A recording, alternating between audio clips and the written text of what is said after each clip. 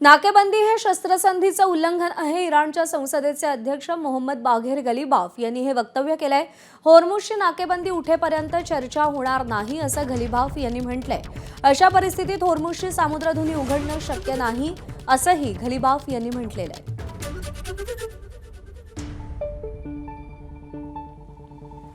बारामती आणि राहुरीच्या पोटनिवडणुकीसाठी मतदानाला सुरुवात। बारामतीत 22 उमेदवार रिंगणात, पण सुनेत्रा पवारांचंच पारडं जड। राहुरीत अक्षय कर्डिले आणि गोविंद मोकाटे यांच्यात लढत।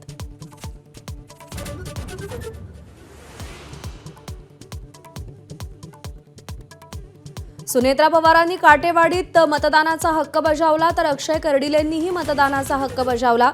बारामतीकर कर्तव्य म्हणून मतदानाचा हक्क बजावतायत। मतदानानंतर सुनेत्रा पवारांची प्रतिक्रिया। पश्चिम बंगाल विधानसभा निवडणुकीच्या पहिल्या टप्प्यासाठी आज मतदान। 16 जिल्ह्यांसाठी 152 जागांसाठी मतदार हक्क बजावणार। तृणमूल काँग्रेस विरुद्ध भाजप असा सामना।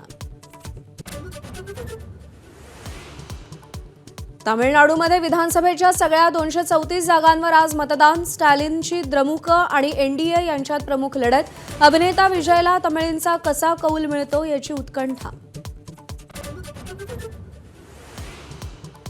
काँग्रेसचे अध्यक्ष मल्लिकार्जुन खरगेंना निवडणूक आयोगाची नोटीस। मोदींना दहशतवादी म्हटल्याबद्दल स्पष्टीकरण मागितलं। 24 तासात स्पष्टीकरण देण्याचे निर्देश।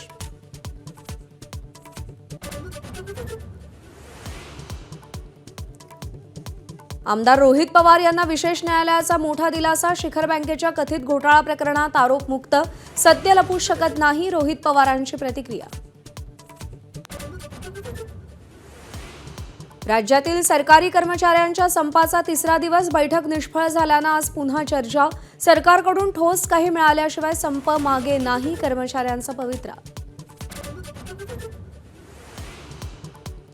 बोगस लाडक्या बहिणींकडून 11 कोटींची वसुली, पण 22 कोटी रुपये लाटणाऱ्या 12,000 पुरुषांना अजून नोटिसा सुद्धा नाहीत। इराणसोबत 3 दिवसात पुन्हा चर्चा सुरू होईल, डोनाल्ड ट्रम्प यांचा दावा। मात्र इराणकडून अजूनही कोणताच प्रतिसाद नाही। ऊर्जा प्रकल्पांवर हल्ले केल्यास पर्शियाच्या आखातातून जाणाऱ्या समुद्रातल्या इंटरनेट केबल्स तोडून टाकू, इराणची धमकी। आयआरजीसीनं इंटरनेट केबल्सचे नकाशे जारी केले। अमेरिकेच्या नाकेबंदीमुळे आखातात 2000 जहाजं अडकली, 20,000 नाविक संकटात, इंटरनॅशनल मेरीटाईम ऑर्गनायझेशनचा दावा। धाराशिव आणि साताऱ्यामध्ये गारपीट आणि अवकाळी पावसाचा धुमाकूळ, पपईच्या बागा जमीनदोस्त। साताऱ्यात वाढत्या उकाड्यामध्ये लोकांना दिलासा।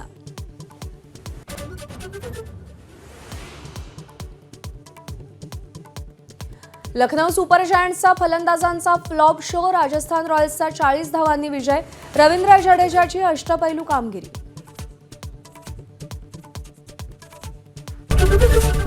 एबीपी माझा, उघडा डोळे बघा नीट।